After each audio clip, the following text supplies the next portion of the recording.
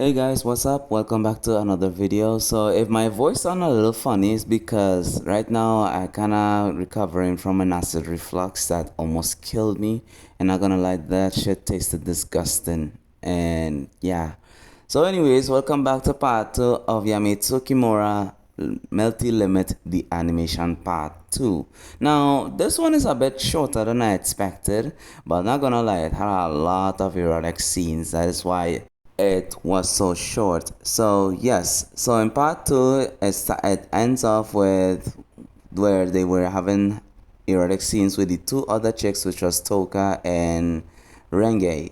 Now in this part 2 series, he wakes up and he starts to search like in a cave. He ended up stumbling across a cave and he was like using one of those, well, very old fashioned flashlights, you know, the candle and the glass and all of that. You guys know what I'm talking about.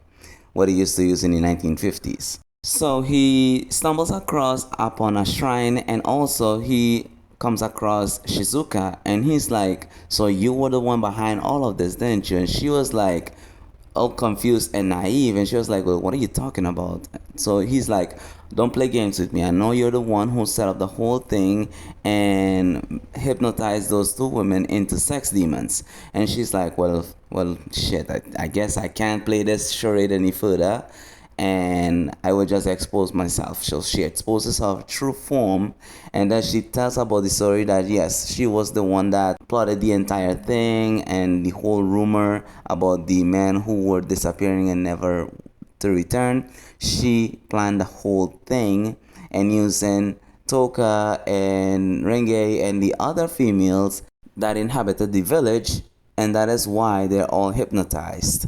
And also, that is the reason why men were never to return once stumble across the village. So she transforms and they have like this boss battle. And Koutarou ended up being up on against the wall, and he cannot move. So she comes closer to him and she uses her tail to extract his life force, literally. You think you can defeat me by just doing that? It's gonna take more than that. So she's like, oh, so you challenging me? Oh, so you really wanna challenge? So say less. So they go on to this erotic battle where they go at it for like almost a whole show, I would say. And she realized something. She realized something was not right. So she thinks, okay, something not right. I'm sucking the life force out of him, but he's not yet affected by her pheromones and her hypnotic powers. So when she realized and she pulls his shirt, she realized there's another symbol there, because she never put that symbol there on the original one that was across his chest. But below his chest, I would say like about a couple of inches below his chest, there was a crest that apparently he used upon himself to protect him from being affected and his life force being sucked out. He tells her, well, listen, this is the crest that I used, and I'm going to use it against you. So he basically just defeated homegirl by Uno reverse carding her. So yeah, guys, that was the end of the context. Oh, and also at the end of the battle, the two other girls who were hypnotized, because yes, she used the other girls to basically use as her advantage to suck him dry. And yeah, they both got defeated. All three got defeated, and she was defeated into submission. And the two other chicks woke up and they were like, where are we? Because we don't remember being here.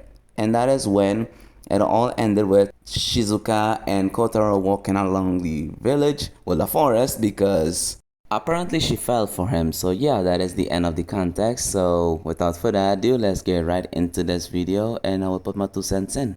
And feedback. いえいえ、困った時はお互い様ですよ。もうこんな時間ですし、よろしかったら泊まっていってください。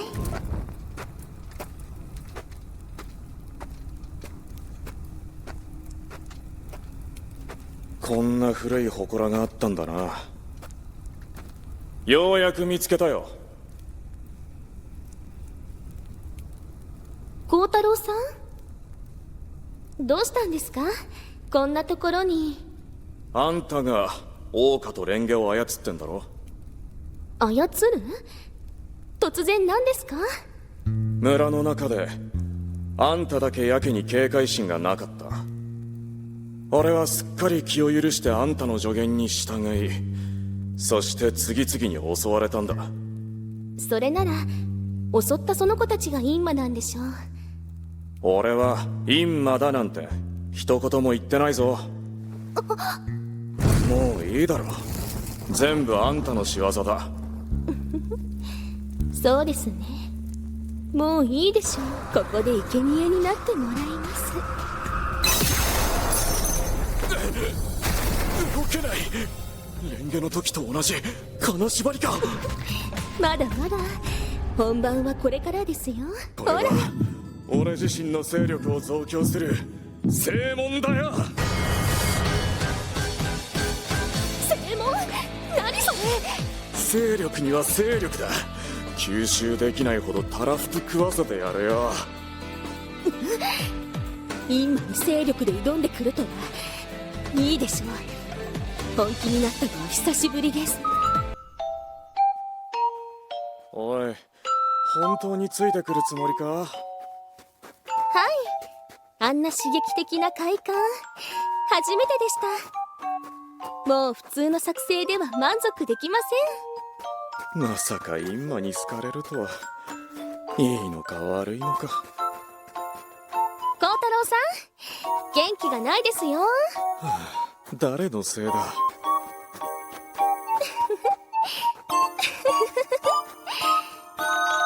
Okay, so that is the end of the clip, guys. So two things I actually noticed, right? And I forgot to put this, that which was very important. So while they were talking about, well, who was the one plotting the entire thing, so she's like, well, those two girls who went with you, because he tells her, listen, I find you're the only one who was unwary of me, and you mentioned in your story that there was a village where there was an all-female inhabited villagers which was wary of men, and that each man comes into that village were the ones to disappear and never to return.